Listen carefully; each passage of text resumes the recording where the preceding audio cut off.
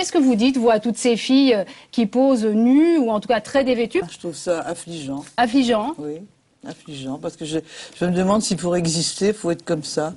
Et je pense à celles qui n'ont pas la possibilité ou qui n'ont pas eu la chance de naître très belles, et qui à ce moment-là, elles ne pourraient pas exister si elles se mettent pas comme ça. Chacun fait ce qu'il veut dans la vie. Je ne juge pas, mais moi je sais que je l'aurais jamais fait. Et puis maintenant, c'est pas maintenant que je vais commencer, évidemment. J'aurais surtout rêvé de pouvoir y poser, mais là, je n'ai pas les atouts voulus. Mais ceci dit, moi je les trouve formidables plutôt, ces filles. Je les trouve libres, je les trouve sensuelles. Elles sont fières d'être belles. Je trouve ça magnifique. Elles délivrent plusieurs messages en même temps. Elles délivrent le message à la fois qu'on peut tous, on a tous le droit à être beau, à être chouchouté dans un studio. Pour ça, c'est pour tout le monde. Et puis, je les retrouve vraiment un message féministe. Je trouve que revendiquer d'être une femme justement désirable et pour autant demander quand même l'égalité, ce féminisme qui consisterait et qui n'existe plus vraiment. C'est un nouveau féminisme alors que vous inventez ce soir. Peut-être, qu'elles inventent elles-mêmes, hein, parce que c'est pas moi qui pose, mais effectivement, ce féminisme en col roulé où il faudrait ne pas plus être désirable, ça a poussé à des excès incroyables. En 2007, par exemple. On peut avoir du Regardez Madame de Fontenay. Moi, regardez, je suis habillée jusqu'au cou et jamais eu autant de succès que quand je suis comme ça. Alors, je suis content, moi, je suis pas inquiète. Hein. Je pense que je pourrais réessayer d'intégrer une banque plus tard. Maintenant, j'ai 23 ans. En ayant montré vos seins, ou presque? Vous pensez elle épousera peut-être un banquier. Voilà. Ah ouais. vous pensez que c'est ça ce que les hommes recherchent chez les filles? Bah, vous savez, il y a des patrons qui disent à leur secrétaire, comme on dit vulgairement, baisse ta culotte qu'on cause. Hein. Bon, ça arrive, ça. Le shooting de Nadège était très intéressant parce que Nadège, vous êtes beaucoup plus jolie quand vous êtes cadrée comme ça.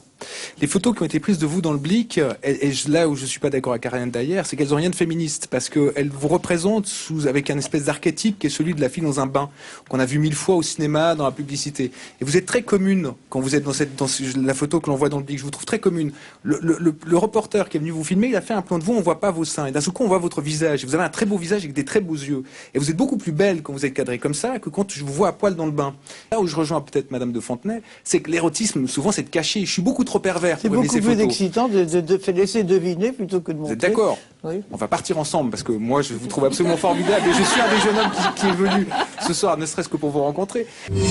Il y a 2 semaines. Alors voilà ce qu'ils ont trouvé comme reportage intéressant. Ça, c'est très osé. Hein. Il y a peut-être des jeunes enfants qui nous regardent, Geneviève. Eh bien, écoutez, c'est dans Elle, c'est un journal de famille, Elle. Il y a 6 pages pour savoir, mesdames, comment vous devez vous raser le pubis. Voilà. Voilà maintenant ce qu'on vous apprend. Ben, vous savez, quand on arrive là, on peut quand même se poser des questions. J'ai un fantasme sur les cuisses de Didier Cuche, le skieur. Elles sont énormes, c'est des baobabs, j'aimerais savoir combien de mains il faut pour les tenir, si elles sont bien dures, etc. Et ben ça fait un moment que je demande à ma rubrique sportive d'aller mesurer, de faire un sujet sur les cuisses de Cuche, fantasmatique. Et ben il veut pas. Donc les hommes sont un peu coincés encore. Vous parlez de Miss Paris? Oui, et qu'on met dans cette ferme comme une célébrité, entre guillemets, et qui va gagner 6 000 € dans la semaine pour avoir, elle, vraiment écarté ses cuisses devant l'appareil.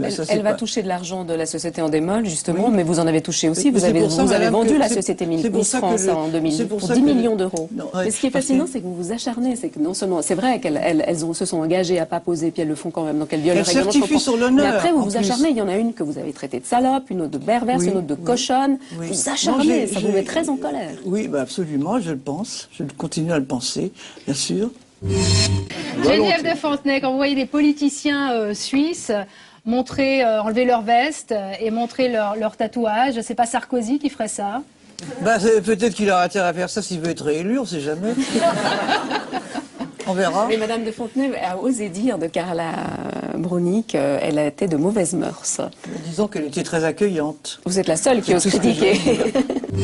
Mais est-ce que c'est pas un peu schizophrénique quand même, Madame Geneviève de Fontenay, d'organiser des concours de Miss, on l'a déjà dit, et puis de condamner, comme disait tout à l'heure... Non, mais il y a une limite entre un concours de Miss avec des jeunes filles qui sont dignes, qui font des études... posent quand même en bikini. Écoutez, moi j'arrête là tout de suite, si vous avez ces raisonnements, je n'ai plus rien à faire ici, je vous ai dit ce que je pensais, voilà, je n'adhérerai jamais assez, je pense que je fais, depuis plus d'un demi-siècle, je l'ai fait dans la dignité, les jeunes filles qui ont été élues sont la plupart dignes d'avoir eu le titre, à part quelques bavures comme ça, mais je n'accepterai jamais ça, jamais. J'ai plus tellement de longtemps à vivre, peut-être, à mon âge, mais je n'accepterai jamais et je ne renierai pas mes valeurs. Voilà.